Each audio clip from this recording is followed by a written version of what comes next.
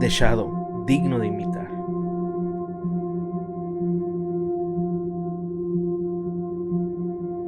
Una iglesia que imita a su Creador, una iglesia enfocada en agradar a su Padre, una iglesia que comparte verdad y libertad al perdido, una iglesia que se viste de amor, una iglesia que es esperanza y luz en la ciudad, con fe inquebrantable, una iglesia apartada, sin mancha y sin arruga, una iglesia dominada por el Espíritu Santo, una iglesia que espera el regreso del novio, una iglesia agradecida y ferviente en oración y fe, el cuerpo de Jesús en la tierra. Todo esto es el reflejo de lo que queremos ser.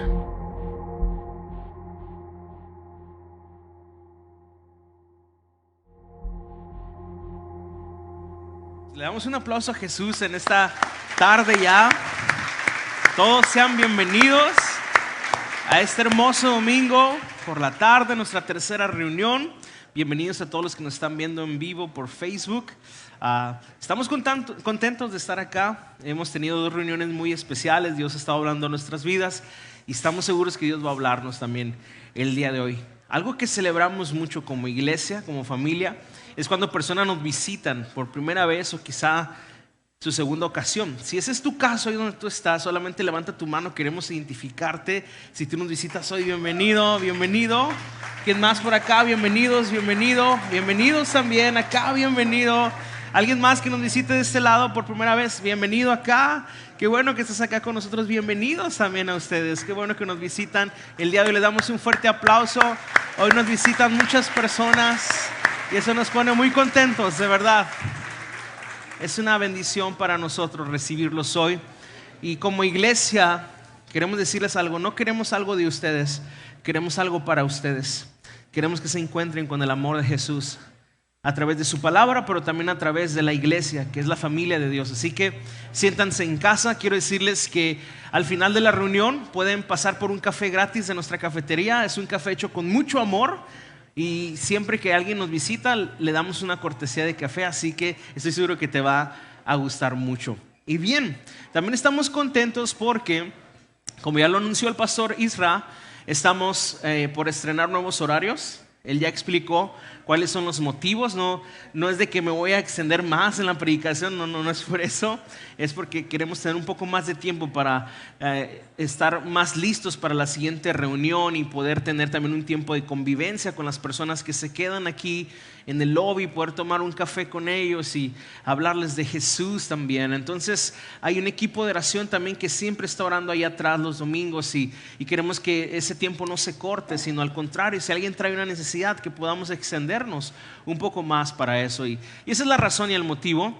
Así que corre la voz, 10, 12 y 2 de la tarde a partir del próximo domingo. Pero hay algo también que va a suceder a partir del próximo domingo, y esto es para todos aquellos que nos visitan, todos aquellos que tienen tiempo visitándonos y que Dios ha movido su corazón a plantarse en esta iglesia, que Dios ha estado inquietando sus corazones para ser parte de esta congregación.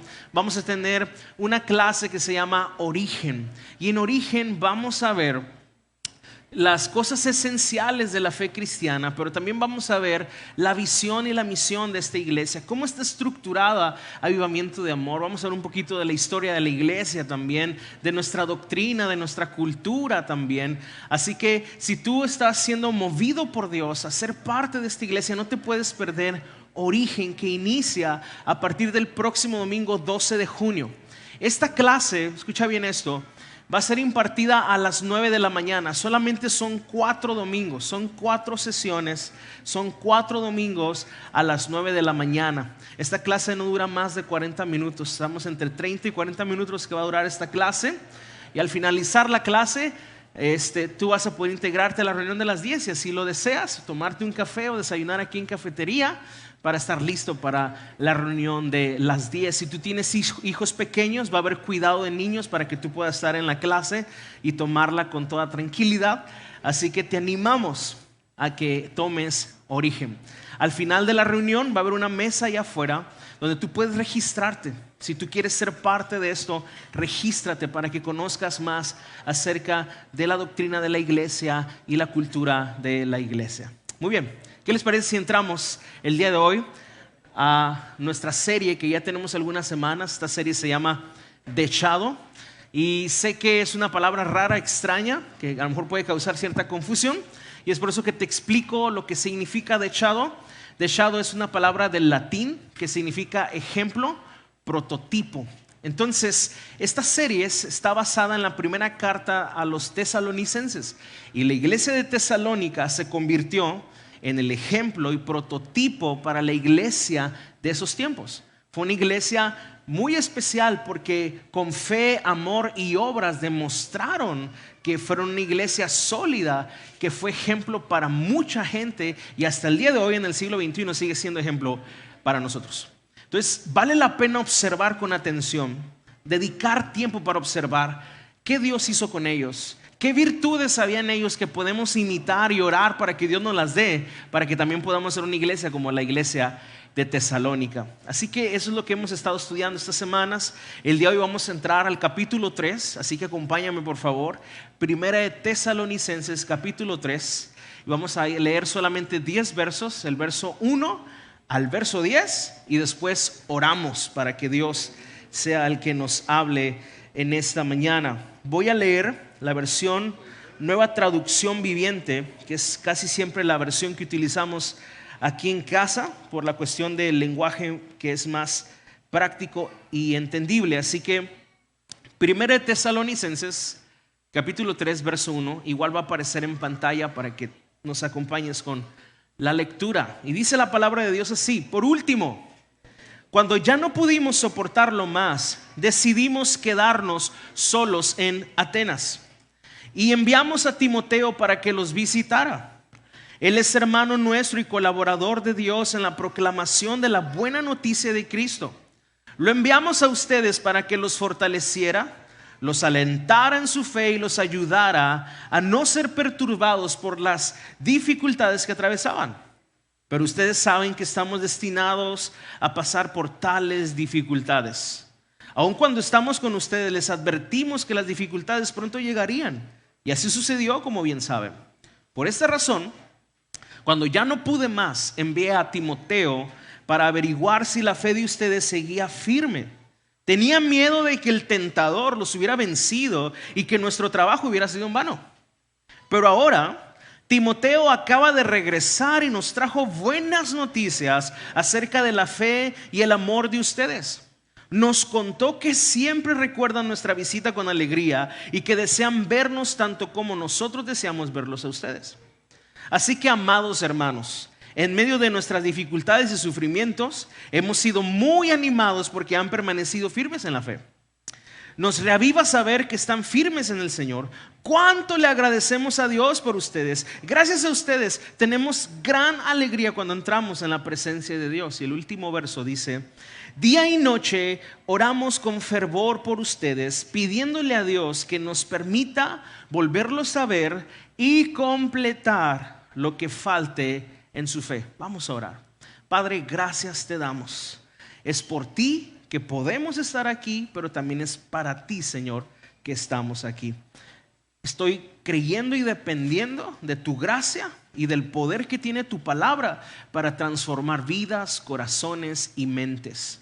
No importa cómo hoy vengamos aquí, tú tienes poder para transformar vidas. Y estoy creyendo que hoy tú estás haciendo una obra nueva en los corazones. Aquel que necesita salvación, tú quebras toda incredulidad y traes fe. Aquel que necesita restauración, tú quitas toda condenación y traes esperanza y aliento, Señor. Aquel que necesita sanidad, tú quitas todo dolor y amargura y sanas el corazón. Aquel que está confundido, hoy tú traes dirección y claridad en su camino. Y todo lo haces con el poder de tu palabra y de tu Espíritu Santo en esta mañana. En el nombre de Jesús, todos decimos amén. Muy bien. Como ustedes saben, siempre nos gusta hablar un poquito del contexto de lo que estamos leyendo para que realmente podamos entender lo que leímos. Eso es muy importante. Entonces, vamos a hacer una muy breve recapitulación de dónde estamos situados hoy. Capítulo 3 de Primera de Tesalonicenses. Aquí Pablo les está escribiendo a los hermanos de Tesalónica, una iglesia que él fundó en 3 semanas, 21 días solamente pudo estar en esta ciudad, una ciudad de gran impacto para Macedonia. Era la capital de Macedonia, había un montón de gente ahí, muchas culturas, muchas religiones estaban ahí en esa ciudad. Pero cuando Pablo y Silas son enviados por Dios a predicar el evangelio ahí, Dios hace algo sorprendente. Un montón de gente no judía se convierte a Dios, unos cuantos judíos y un montón de gente no judía. Y solamente en espacio de 3 semanas, 21 días, esta iglesia creció y permaneció. Pablo, Silas y Timoteo tuvieron que irse de ahí en 3 semanas porque los empezaron a perseguir para matarlos o meterlos a la cárcel. Es por eso que ya no pudieron estar ahí. Entonces, como en ese tiempo obviamente no existía ni el teléfono, no existía ni los Ubers, ni el internet, ni nada por el estilo, ellos no pudieron tener comunicación, no sabían lo que habían pasado después. Imagínate, 21 días ellos ven la obra de Dios en esta gente de Tesalónica, pero ya no los ven más. Y Pablo, como un padre espiritual, estaba preocupado. Él no sabía si habían permanecido en la fe. Él no sabía si se habían desanimado. Él no sabía si a través de la persecución y de las dificultades que vinieron y de la tentación del diablo, ellos habían abandonado la iglesia. No lo sabían. Ahora, si regresamos un poquito al capítulo 2, Pablo dice que él quiso ir muchas veces a Tesalónica, pero Satanás se lo impidió. Hubo muchas trabas, muchos problemas. El caso es que Pablo no pudo regresar a Tesalónica para cerciorarse de la fe de ellos. Así que la solución fue enviar a Timoteo. Timoteo, hijo espiritual de Pablo, un joven que caminaba con él, fue enviado a la iglesia de Tesalónica para 3 cosas. Ve conmigo al versículo 2 de lo que leímos y ahí las vamos a encontrar. Dice: y enviamos a Timoteo para que los visitara. Él es hermano nuestro y colaborador de Dios. Esa es la identidad de Timoteo. Era un hermano de la fe, o sea, un hijo de Dios, parte de la iglesia, pero al mismo tiempo era un colaborador. Él ya servía, él ya podía ser enviado. Y dice después: lo enviamos a ustedes para que, y aquí vienen las 3 cosas. Número 1, los fortaleciera. Número 2, los alentara en su fe. Y número 3, los ayudara a no ser perturbados por las dificultades que atravesaban. Pero ustedes saben que estamos destinados a pasar por tales dificultades. 3 cosas. Él estaba ahí para alentarlos, para fortalecerlos y para ayudarlos. ¿Y qué especial es Dios? Yo creo que todos nosotros sabemos que la vida es difícil y en la vida enfrentamos toda clase de dificultades. Y Pablo y Silas, cuando enseñaron a estas personas de Tesalónica, ellos les advirtieron que pruebas iban a venir, dificultades iban a pasar, su fe iba a ser probada por la aflicción. Y es por eso que Timoteo es enviado para ayudarles en medio de esas pruebas. Y ¿sabes qué especial es Dios? Que sabe que tú y yo tenemos situaciones difíciles y Él siempre envía un Timoteo para ayudarnos. Y sabes, como iglesia, los grupos comunión son los espacios donde Dios te coloca, donde Dios te pone para que compartas tus situaciones en la vida, para que hables de aquellas pruebas que tú tienes y puedas recibir el consejo y puedas recibir la oración y el aliento que a veces necesitamos en la vida. Porque todos necesitamos de otros, de un hermano más maduro, una hermana más madura que yo en la fe, para alentarnos y guiarnos. La vida del creyente no debe ser solitaria. Siempre debe estar rodeado de personas que Dios te pone para alentar tu fe. Entonces, como Pablo no pudo ir, fue Timoteo la respuesta. Los Timoteos resuelven problemas. Los Timoteos son respuestas de Dios. Los Timoteos son una bendición para el cuerpo de Cristo. Y nuestra oración es que Avivamiento de Amor sea una iglesia de Timoteos y de Timoteas. Oye, muy raro, ¿verdad? Pero sea Timoteos, que personas que alientan la fe de otros, que ayudan a otros a crecer, que aconsejan a otros, que cuidan de otros, así como Timoteo lo hizo. Miren, estos 10 versos que leímos los podemos resumir en 4 partes. Primero, la declaración de Pablo de las ganas que tenía de ir a verlos. Segundo, cómo Pablo envía a Timoteo para ayudarlos, alentarlos y fortalecerlos. Número 3, cómo llega Timoteo con las noticias de lo que se encontró en Tesalónica. ¿Cuáles fueron esas noticias? No, hombre, están llenos de fe y llenos de amor. No, hombre, Pablo y Silas, llegué y me recibieron en la puerta, me abrazaron, me dijeron bienvenido, hermano Timoteo. Y saben, él llegó con tal alegría que Pablo expresa: cuando Timoteo vino con esas noticias, nosotros nos alegramos y nos alentamos. Hubo un revivamiento en nosotros. Porque cuando tú vas madurando en la fe, lo que más te motiva es ver la fe de otros crecer. ¿Cuántos están de acuerdo conmigo? Entonces, lo cuarto sería la consecuencia de las noticias de Timoteo. En el verso último que leímos, y lo vamos a leer, el versículo 10, dice: día y noche oramos con fervor por ustedes. Este verso nos va a introducir a lo que realmente vamos a tratar hoy en el sermón de hoy. ¿Estás listo? Día y noche oramos con fervor por ustedes, pidiéndole a Dios que nos permita volverlos a ver. Una pausa. O sea, Timoteo ya regresó con las buenas noticias, se pusieron bien contentos, pero aparte de eso, ellos seguían orando para realmente ir en persona. Ellos querían estar ahí en persona. Y escucha esto: y completar lo que falte en su fe. Quiero pedirte que me ayudes a repetir estas últimas frases: completar lo que falte en su fe. Completar lo que falte en su fe. Qué extraordinarias palabras.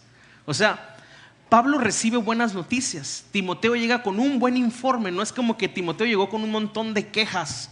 Él llegó y dijo: tienen fe y tienen amor, las dos cosas más esenciales. Sabes, en una iglesia puede faltar un montón de cosas, pero que no falte la fe y el amor. Sabes, esta iglesia local, Avivamiento de Amor, le faltan muchas cosas, bro, pero que no nos falte la fe, o sea, esa dependencia de Dios, y que no nos falte el amor entre nosotros. La verdad, como pastor te digo, como iglesia nos faltan muchas cosas, pero nuestra oración siempre es que no falte la fe y el amor en esta iglesia. Amén. Entonces, llega con buenas noticias, pero él dice: hey, yo quiero ir a verlos para completar lo que les falta en su fe. Aunque tesalonicenses o Tesalónica estaban haciendo bien las cosas y estaban caminando correctamente, aún Pablo expresa: hey, queremos ir para completar lo que falta en su fe. Y esto me emociona, porque lo que Dios está diciendo y hablando a través de Pablo es que en la vida cristiana siempre hay cosas que Dios te quiere dar a ti. Siempre hay cosas que Dios te quiere enseñar. Siempre hay un proceso en el que Dios te quiere madurar más hasta que nos parezcamos a Jesús. Y este proceso sigue y sigue y sigue. Nunca una iglesia llega a un punto donde dice: Dios, si quieres ve con otros, nosotros ya estamos bien, ya estamos perfectos, ve y sigue con otros. No, necesitamos constantemente que nuestra fe sea completada. Pablo también expresa esto en Gálatas cuando él dice: sufro dolores de parto por ustedes, como una madre sufre dolores de parto, hasta que Cristo sea forjado en vosotros. Es un proceso que lleva toda la vida. Miren, la salvación es instantánea, no nos costó nada. Es por gracia a través de la fe. La tomamos al creer en Cristo, pero el parecernos a Jesús nos lleva toda la vida. Quiero que tú y yo lo podamos ver bien claro en la palabra de Dios. Ve conmigo a 2 de Pedro, capítulo 1, por favor. Y quiero que veamos esto.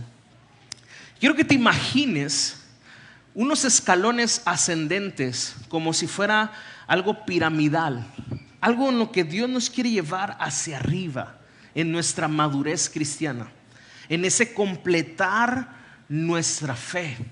Si tú ya tienes a Cristo como el Señor de tu vida y tu Salvador, tú estás en ese proceso de complementar la fe. Dios quiere complementar nuestra fe, Abba. Esto no ha terminado. No se trata de: ya no me voy a ir al infierno, gloria a Dios. No, hay mucho que Dios quiere construir en nosotros. hay mucho que Dios quiere desarrollar en nuestra vida hasta que nos parezcamos a Jesús. ¿Cuántos dicen amén?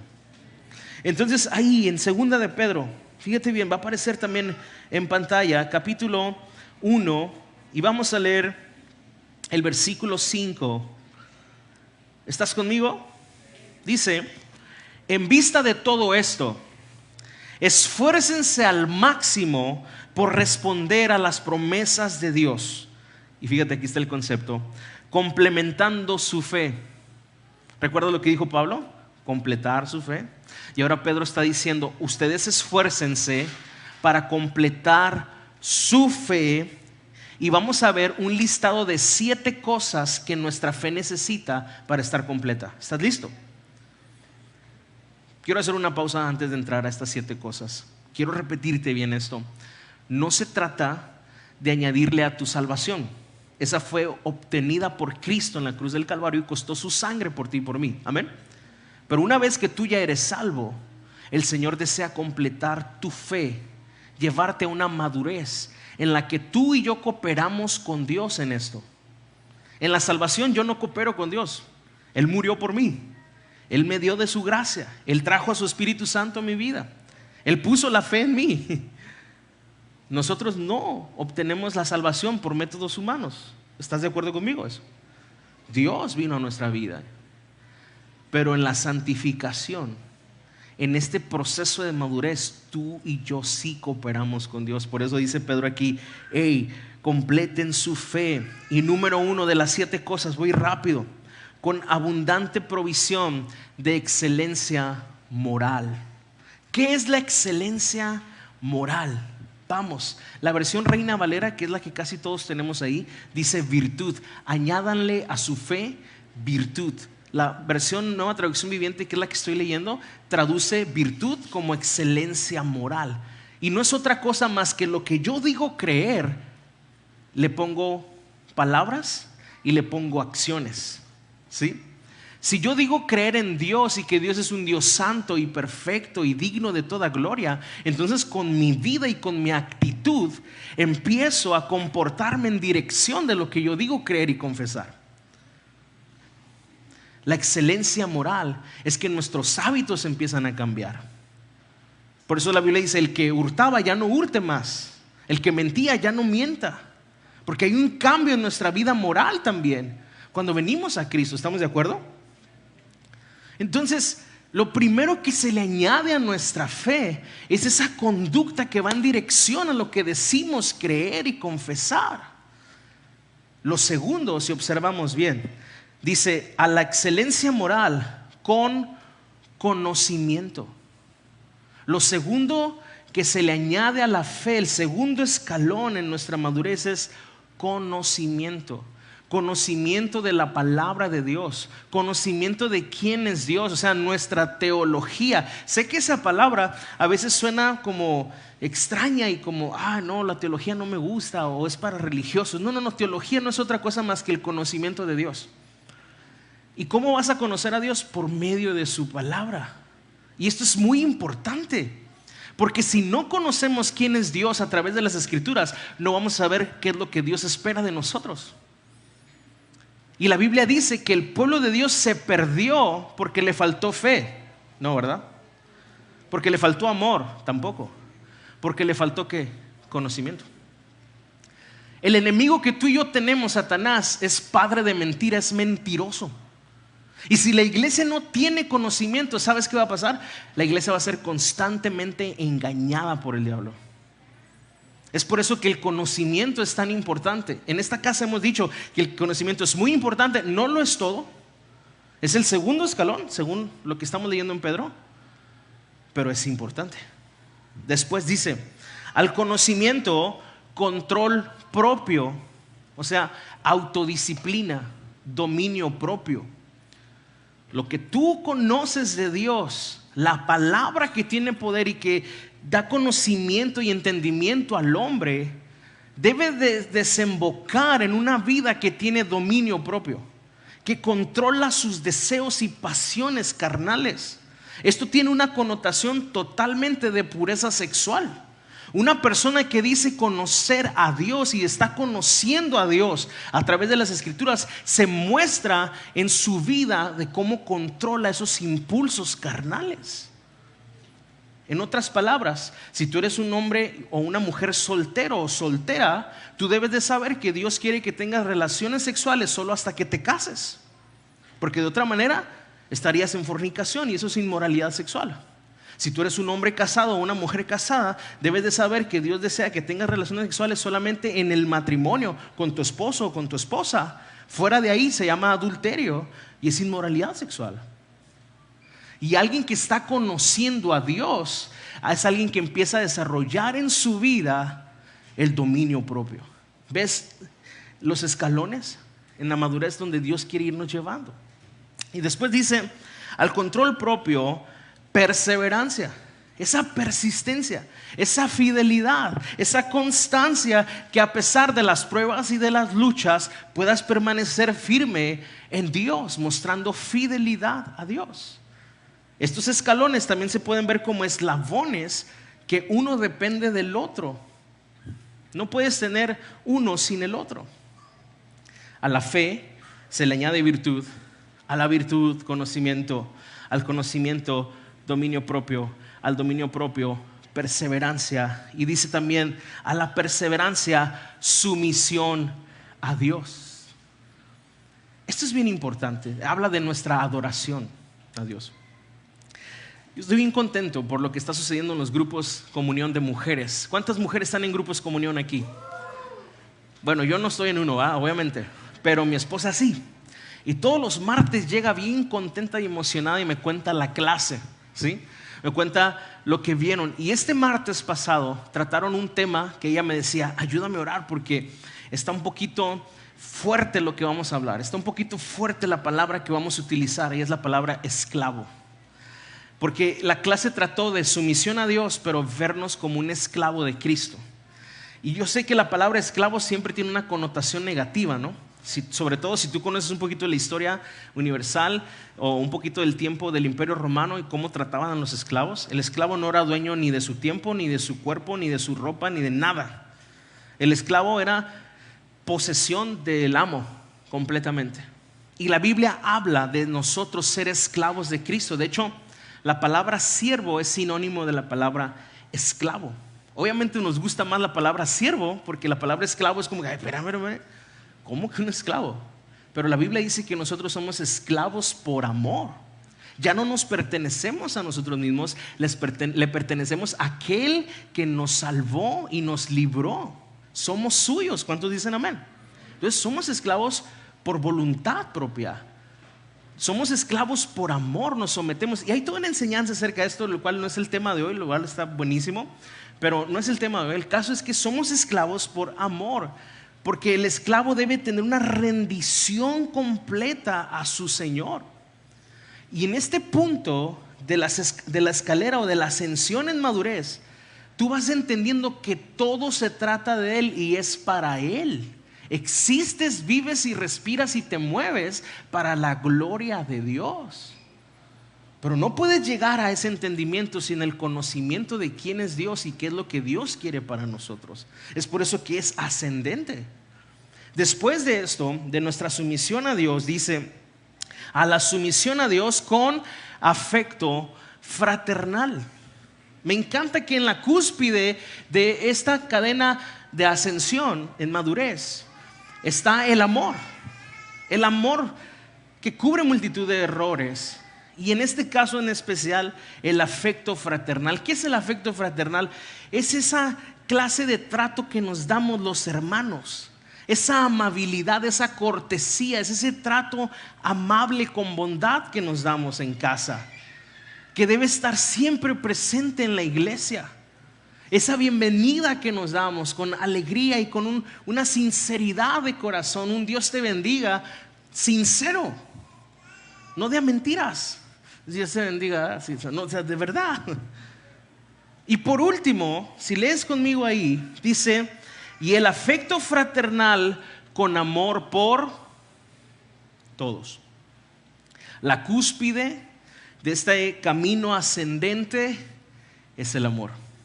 Y algo que hemos dicho mucho en esta casa, que madurez no tiene que ver con qué tanto sabes o qué tantos años tienes en Cristo o qué tantos dones o qué tantos ministerios tengas, tiene que ver con qué tanto amas. Porque Dios es amor y el fruto del Espíritu es amor. Y Dios desea llevarnos en ese nivel de madurez hasta que amemos a todos como Cristo nos ama a nosotros. Ahora, quise usar estos versos para que tú y yo pudiéramos ver que esta doctrina es real. La doctrina de completar nuestra fe. La doctrina de que hay un punto A y tenemos que llegar a un punto B en nuestro caminar con el Señor, en el cual está implicada nuestro esfuerzo, pero también el poder de Dios en nuestra vida todos los días. Hay muchos sinónimos de lo que estoy hablando. Por ejemplo, se le llama santificación diaria, se le llama también crecimiento espiritual, se le llama madurez espiritual, se le llama completar la fe, pero son sinónimos, es lo mismo. Estamos todos, si Cristo es tu Señor y tu Salvador, tú y yo estamos en ese proceso, bro. A lo mejor no nos habíamos dado cuenta, pero estamos metidos en ese proceso. Esto que estoy hablando hoy no es precisamente para alguien que todavía no es salvo, porque si te fijas, el fundamento de esta cadena es la fe en Dios. Si tú todavía no tienes fe en Cristo, en que Cristo es tu Salvador y tu Señor, tú no puedes edificar nada. Primero necesitas creer, y una vez que has creído, entonces el Señor empieza a completar tu fe con todas estas 7 cosas que acabamos de ver. Ahora, ¿qué vamos a hacer ahorita? Vamos a verlo todavía más claro y más evidente en cómo como hijos de Dios, Dios nos va llevando en esos niveles de madurez. Tú sabes que el Nuevo Testamento fue escrito originalmente en el griego, ¿verdad? O sea, no es como que descubrieron los pergaminos y estaban en español, ¿verdad? Ni la Reina Valera es el idioma original. O sea, ¿estás consciente de eso? A lo mejor algunos se van a rasgar las vestiduras. ¿Cómo que el veréis, sabéis y tendréis? El no os hagáis, ¿verdad? Hay muchas traducciones, pero realmente los pergaminos originales del Nuevo Testamento fueron encontrados en el griego, ¿sí? Entonces, en el idioma griego, cuando la Biblia habla de hijo de Dios, hijo, hay varias palabras para referirse a los diferentes hijos. ¿Cuántos tienen hijos pequeños aquí? Levanten sus manos. Hijos de 0 a 2. Son hijos, pero no son iguales que un hijo de 18 años, ¿verdad? Son hijos recién nacidos. ¿Cuántos de aquí tienen hijos de preescolar o primaria? ¿Cuántos tienen hijos adolescentes? Pásenle para orar por ustedes. Ponerles aceite y Dios los ayude, hermanos. ¿Y cuántos tienen hijos ya adultos? Quizá algunos ya son abuelos o bisabuelos, pero no dejan de ser sus hijos, ¿sí? Pero están en diferentes etapas. Bueno, así la Biblia tiene varias palabras para la palabra hijo. Y cada vez que la Biblia usa una palabra para hijo, representa un nivel de madurez en el que Dios quiere llevarnos. Vamos a empezar con 1 de Pedro 2:2. 1 de Pedro 2:2 dice: desead como niños recién nacidos la leche espiritual no adulterada, para que por medio de ella crezcan en su salvación. Y lo que está diciendo aquí Pedro es que el recién nacido es alguien obviamente pequeño e inmaduro e incapaz de hacer muchas cosas. Y la palabra recién nacido, estas dos palabras, recién nacido, es la palabra en el griego bretos. Bretos significa recién nacido. Aquí hay bretos. Aquí hay personas que todavía no se bautizan, pero ya tienen fe. Hay personas que se acaban de bautizar y están dando sus primeros pasos en los rudimentos de la fe. Vente a Origen el domingo que viene, no te lo puedes perder. Tienes que ser parte de esto. ¿Por qué? Porque el breto necesita el alimento primero, las primeras doctrinas que son leche espiritual, para que puedas crecer, tus huesos se fortalezcan y puedas llegar a ser lo que Dios ha destinado a que tú seas. Es por eso que hay muchas personas que siguen siendo recién nacidos aunque tienen mucho tiempo, porque nunca han pasado por un discipulado, porque nunca han tomado los primeros fundamentos de la fe, y todos los necesitamos. Lamentablemente a veces en la iglesia hay mucha desnutrición infantil espiritualmente hablando, pero debemos de convertirnos en una iglesia que da las primeras cosas, los primeros rudimentos, y es paciente para que realmente la iglesia pueda crecer. Sabes, el crecimiento espiritual no es como unas palomitas que metes al microondas y en 2 minutos ya están, bro. No funciona así. Esto nos lleva tiempo. Cuando yo miro mi propio caminar, Dios ha sido bien paciente conmigo. Esto lleva tiempo, pero ¿sabes qué? Dios no se cansa, es paciente con nosotros. Y vale la pena, porque estamos tratando con almas, con personas que cuestan y han valido la sangre del Cordero en la cruz del Calvario. Entonces no se trata aquí de andar arreando a nadie, se trata de animar, impulsar, fortalecer, cuidar, darle el biberón. Venga para acá, venga para acá. Venga el jueves a la oración. Es que no sé orar, ven el jueves a la oración, aquí te espero, te vamos a rodear y vamos a orar juntos. Es que yo no sé hablarle a Dios, pues ven para que aprendas. Es que yo no sé la palabra, vente al grupo comunión, aquí te enseñamos. La iglesia está para eso, para que tú crezcas y recibas los nutrientes que necesitas para llegar a ser lo que Dios ya destinó que tú fueses. Dios quiere que seamos bretos, pero que no que seamos bretos toda la vida. Yo amo mucho a mis hijos, y cuando eran bretitos, llegaba yo del trabajo y estaban embarrados de la papilla, así embarrados, así. Me encantaba ver a mi hijo Samuel con unos cachetotes así y embarrado de papilla de camote. Y llegaba yo y ay, qué hermoso, y me ponía en la papilla. Pero si ahorita lo miro a los 9 años embarrado, vais a lavar cochino. ¿Cómo es eso? Usa el tenedor, ¿verdad? ¿Por qué? Porque ya no es tiempo para eso. Cuando estaba chiquito yo le celebraba. Ay, sí, le voy a cambiar el pañalito. Pero si hoy se hace, que váyase para allá, cochino. ¿Ah? Así sucede. No podemos ser bretos toda la vida. La segunda palabra que encontramos en la Biblia para esto es la palabra tecnón. La palabra tecnón significa hijo inmaduro. Es un hijo, sí, pero es inmaduro. ¿Dónde encontramos esto? En 1 Corintios capítulo 3 verso 1, donde Pablo les está hablando a la iglesia de Corintios y le dice: cuando vine a ustedes no pude hablarles como a hijos espirituales, sino como a niños en Cristo. ¿Por qué eran niños en Cristo? Porque dice Pablo, habiendo entre ustedes pleitos, disensiones. O sea, el tecnón es un adolescente, pues. Por eso les decía hace un momento, ¿cuántos tienen hijos adolescentes? Porque mira, Dios bendiga a nuestros adolescentes, los amamos. Pero siendo honestos, todos fuimos adolescentes. Algunos adolescentes en los 70s con unos cuellotes así y con unos pantalones acampanados, diciéndole a sus papás amor y paz. ¿Ah? Algunos en los 80s con un copetote hasta acá, ¿verdad? Algunos en los 90s con pantalones prelavados, chamarras Levi's y rotos de aquí y echándose Aquanet acá. ¿Cuándo se acuerdan de la Aquanet, no? Le echamos la culpa de que quebró la capa de ozono. Pero todos fuimos adolescentes, inmaduros en nuestro carácter. El adolescente, escucha esto, no tiene estabilidad emocional. Podría empezar a tener un cuerpo de adulto. Algunos adolescentes se desarrollan y tú los miras, está enorme. Pero su carácter no.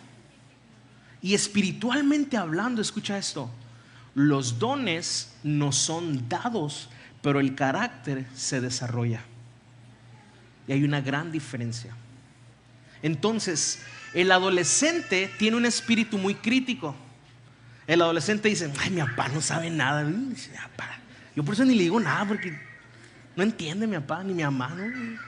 La mamá dice, te quiero aquí a las 10, y el adolescente dice, ¿a las 10? ¿Quién llega a las 10? Si yo ya me sé cuidar solo. Y la mamá con las noticias de las desapariciones y todo, y le quiere poner chip al niño y todo. Y él se mira en el espejo y dice, ya estoy grande, mírame. Yo ya saco la basura. Yo ya le alcanzo al pedal del carro. Yo ya estoy grande, porque él se ve así, pero no mira la inmadurez de su carácter. Entonces, en lo espiritual, el adolescente muchas veces sale de una iglesia pensando que está listo para poner un ministerio, para independizarse, porque fluyen los dones, pero no tiene carácter. Y se confunde porque dice, mira, sí predico, sí enseño, mira, sí sé hacer esto, sí profetizo, sí hago lo otro, pero es inmaduro en su carácter. Entonces el adolescente por eso tiene un espíritu muy crítico. De repente, espiritualmente en una iglesia, un tecnón se miraría como alguien que está criticando las reuniones constantemente, como alguien que está diciendo, se equivocó, yo lo hago mejor, yo puedo hacerlo mejor. Yo soy mejor que ese líder. Yo puedo predicar mejor que él. Yo puedo cantar mejor que ella. Yo puedo hacer eso. El adolescente constantemente se está comparando. Sí es hijo, pero es inmaduro. ¿Sabes por qué Pablo reprendió a los corintios? Porque los corintios decían, yo soy de Pablo, y otros decían, yo soy de Apolos, y se peleaban entre ellos por tonterías. Hasta que Pablo llega y dice, a ver, ¿Pablo murió por ti? No, pues no. ¿Apolos murió por ti? No, pues no. Entonces, ¿de qué se pelean? ¿Quién murió por ustedes? Pues Cristo. A él sigan, él es su Señor. Pero el tecnón, como es inmaduro en sus emociones, él siempre crea divisiones. Él siempre está compitiendo. Él no sabe trabajar en equipo porque lo que quiere es que su don florezca, que su don se vea. Él todavía no tiene una visión de cuerpo, de equipo. Él todavía es muy egoísta. ¿Sabes lo que hace un niño? Un niño por naturaleza es egoísta. Un niño piensa en sí mismo. Y cuando somos adolescentes, espiritualmente pensamos nomás en nosotros. No es que no seamos hijos, pero en nuestra inmadurez no alcanzamos a ver lo que Dios quiere hacer en el cuerpo. Y es por eso que estamos a veces muy en conflicto con los líderes que Dios nos pone, porque estamos en competencia y comparándonos y señalándolos.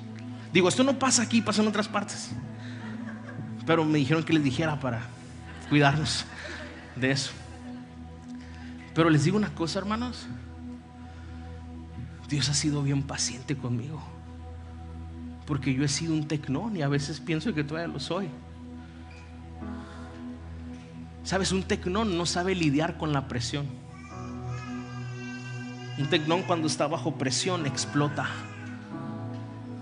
Así como un adolescente que empieza a explotar y no sabe cómo se siente y empieza a echar la culpa a todo el mundo porque es inmaduro emocionalmente.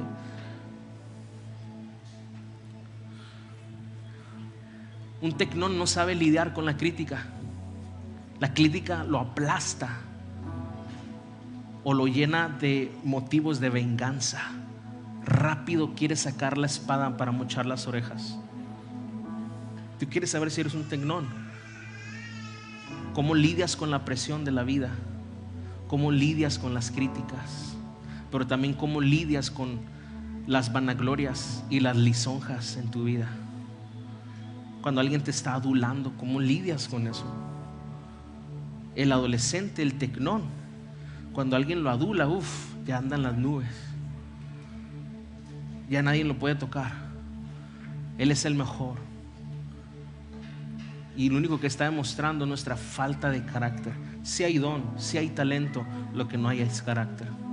Y esto lleva toda una vida donde Dios nos está tratando y puliendo y purificando, porque no podemos ser tecnones toda la vida. El tecnón se convierte en un consumidor, no en alguien que da. El tecnón nunca está a gusto con nada, nada le parece. Así como si tú tienes un adolescente, me estás entendiendo perfectamente lo que estoy diciendo. El adolescente, tú puedes hacer un montón de cosas y de todas maneras dices, no me quieres, no me amas. Oye, pero si te acabo de comprar el Nintendo como que son 8,000 pesos. Oh, es que tú no me quieres, quieres más a mi hermanita. Entonces, no está contento con nada, pero está pasando por una situación emocional que ni él mismo comprende. Y lo mismo sucede en lo espiritual. Dios quiere llevarnos a madurez. Dios quiere madurarnos. Y eso nos lleva al siguiente nivel. El siguiente nivel es un telios, se llama. Telios es un hijo maduro.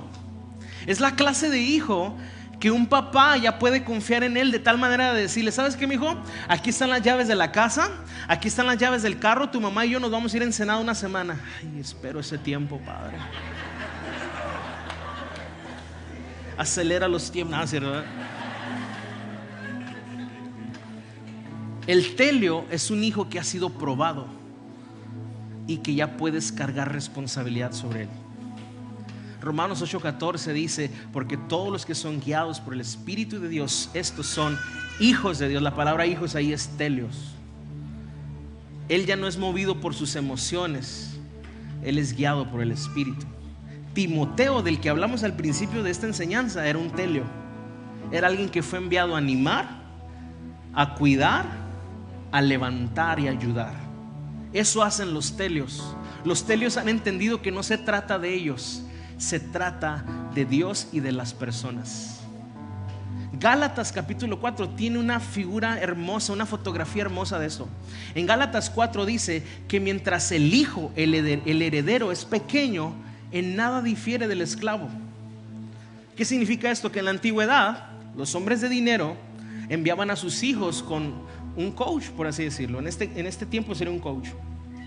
Y ese coach les ayudaba en su disciplina, les enseñaba modales, les enseñaba acerca de responsabilidad. Y cuando el niño crecía y estaba listo, el coach venía y le decía al papá: ya está listo. Y lo que hacía el papá es que tomaba un anillo, se lo ponía al hijo, hacía una ceremonia y decía: ahora mi hijo ya es todo un hombre, ahora puede tomar de lo que es suyo. Ahora yo puedo tenerle a él confianza y confiarle las cosas de la casa de su herencia. Está listo para ser enviado, está listo para servir. Y yo sueño, oro y le pido al Señor que de esta iglesia levante a muchos Telios y Telias, que sepan para qué el Señor los ha llamado, que sepan que su vida es mucho más grande que ellos mismos, que han sido llamados por Dios para una obra gloriosa para la iglesia de los últimos tiempos, para animar, ayudar y levantar a muchas personas, a multitudes de personas, para que adoren a Cristo. Y aquí están sentados. Algunos son bretitos, otros son tecnocitos, pero ahí vamos. Pero Dios quiere que nos convirtamos en Telios, en hombres y mujeres que ayudan a otros. Este Telio sabe lidiar con la crítica. La crítica no lo aplasta, porque él sabe por qué y para quién hace lo que hace. El Telio, sus dones no lo llevan a la vanagloria, porque saben que toda dádiva y don proviene de lo alto, del Padre de las luces, que nada es de él, todo es para la gloria de Dios. Pero Dios lo ha ido sometiendo a un proceso donde a veces es golpeado, donde a veces es difamado, donde a veces pasa por dolor, aflicción, pero Dios lo está perfeccionando en su madurez, porque Dios lo quiere enviar como una flecha para ser de bendición a muchos. Vamos con el último y terminamos. La última palabra en griego sobre madurez espiritual es la palabra pater. En primera de Juan capítulo 2 versículo 13 dice Juan: les escribo a vosotros, padres, porque conocéis al que es desde el principio. Un padre espiritual es aquel que tiene un caminar de tiempo con Cristo y ha ido madurando. Y en este caso sería Pablo. Pablo está escribiendo esta carta a los tesalonicenses diciéndoles: hey, tengo tantas ganas de verlos. Hey, sufro por no poder verlos. Hey, quiero ir a visitarlos para completar su fe. Porque para un padre espiritual la mayor alegría es ver que hijos crecen. Para un padre espiritual la mayor alegría es ver la obra de Dios en otras personas. Un padre espiritual abre espacios para que otros crezcan. Él los va mentoreando, los va guiando, los levanta cuando caen, los anima, les jala las orejas cuando es necesario. Pero el padre sabe que no se trata de él. Él los apunta a Cristo, él los dirige a Jesús. Él es encargado de proveer, ayudar. Él es encargado de inspirar y darles visión. ¿Y sabes que Dios nos ha estado hablando a mi esposa y a mí durante estos últimos meses? Que Avivamiento de Amor es una iglesia que Dios la está preparando para ser padres y madres espirituales de muchos. Y aquí están sentados. Muchos de ustedes vinieron este año sin saber por qué Dios los trajo. Yo te tengo noticias hoy. Dios te quiere madurar, porque tú eres un padre, una madre espiritual que Dios quiere usar para levantar a muchos otros. Porque viene una cosecha en estos últimos tiempos como ninguna otra, y Dios lo va a hacer a través de su iglesia, porque esos nuevos bretos necesitan el cuidado paternal de hombres y mujeres que entiendan que no se trata de ellos, se trata de Dios y de las personas. Así que prepárate, porque si Dios te trajo, Dios te quiere llevar a eso. Ponte de pie en esta tarde.